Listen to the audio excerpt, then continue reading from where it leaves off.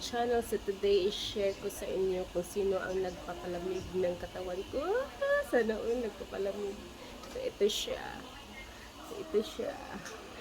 Yan, si Dyson.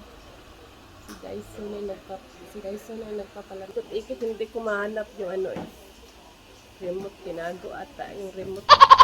May remote siya. So pwede siya, you can use it sa winter. Pwede siyang gawing heater din. Ayan. Pwede siyang gawing heater. Pero summer ngayon, so naka-ano tayo, air cooler fan. Ayan. Ayan guys, hindi ko mahanap yung remote. So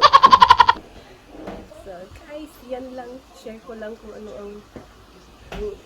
ang nagpapalamig ng katawan ko ngayon. So ito siya.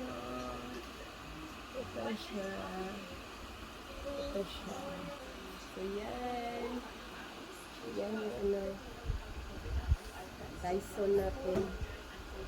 Yung Dyson hot aircon. Ewan ko kung nandyan, meron na sa Pinas ng ganyan. Pero, ayan yung natin. So, hindi ko mahanap yung remote, so ako na lang mag-flip ko yung Pwede siyang i-rotate siya.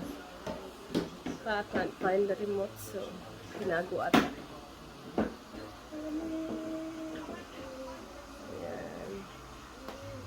Ganda ng air cooler natin. Ganda siya guys, so siya, maginaw yung nilalabas niya.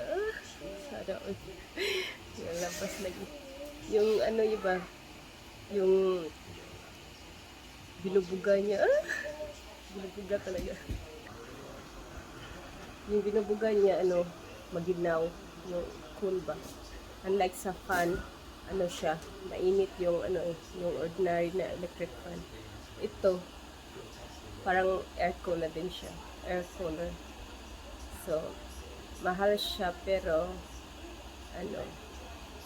mas nakakatipid ka naman kaysa bumili ka ng aircon. Kasi hindi naman, mainit ito palagi eh. Dali lang naman yung, nila, yung summer nila. Saglit lang naman yung summer nila. Balik naman tayo sa heater. So, yan na. Hindi lang tayo ng asawa. Ngayon na tayong mainitan.